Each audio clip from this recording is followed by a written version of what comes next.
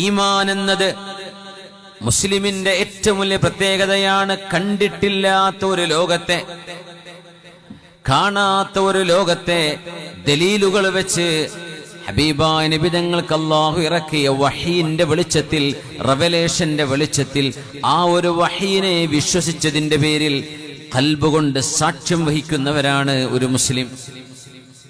സ്വർഗം കണ്ടിട്ടുണ്ടോ? ഇല്ല. എന്നാൽ അൽ ജന്നത്തു ഹഖ്ഖുൻ, നരകം കണ്ടിട്ടുണ്ടോ? ഇല്ല. വന്നാറു ഹഖ്ഖുൻ, നരകം സത്യമാണ്, യാഥാർത്ഥ്യമാണ്.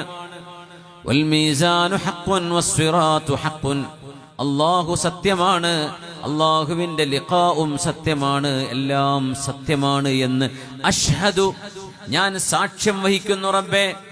ഷഹാദത്ത് എന്ന് പറയുന്നത് കണ്ണുകൊണ്ട് കണ്ടതുപോലെയാണ്, കണ്ടതിനെയാണ് സാക്ഷ്യം വഹിക്കുന്നത്.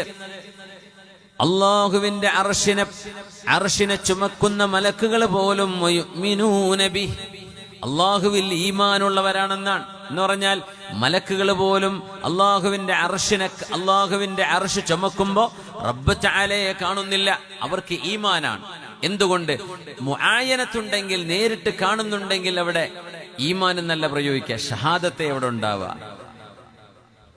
പക്ഷേ മുഅ്മിനീങ്ങൾ അല്ലാഹുവിനെ കണ്ണുകൊണ്ട് കണ്ടില്ലെങ്കിലും ഹൃദയത്തിന്റെ വെളിച്ചത്തിലൂടെ അല്ലാഹുവിന്റെ മലക്കൂത്തുസ് സമാഇനെ ബോധിച്ചവരാണ്.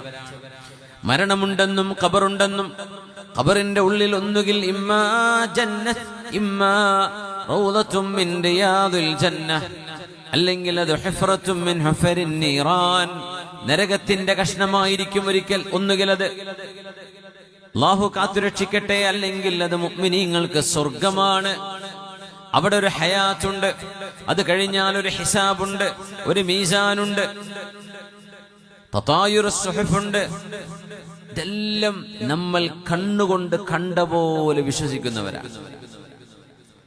അഷ്ഹദു അല്ലാ ഇലാഹ ഇല്ലല്ലാഹ് വ അഷ്ഹദു അന്ന മുഹമ്മദർ റസൂലുള്ളാഹ്, അല്ലാഹു ഏകനാണെന്ന് ഞാൻ സാക്ഷ്യം വഹിക്കുന്നു.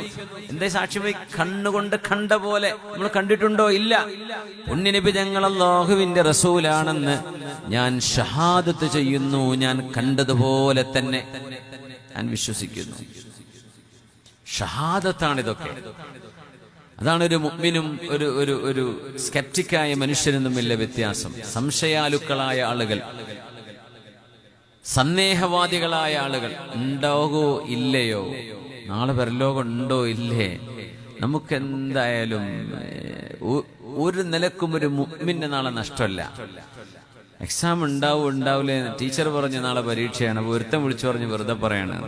അപ്പൊ ചില വളവന്മാർ അവന്റെ പിന്നാലെ കൂടി പരീക്ഷ ഉണ്ടായി എന്തുപയോഗിക്കും? അവര് തോൽക്കും.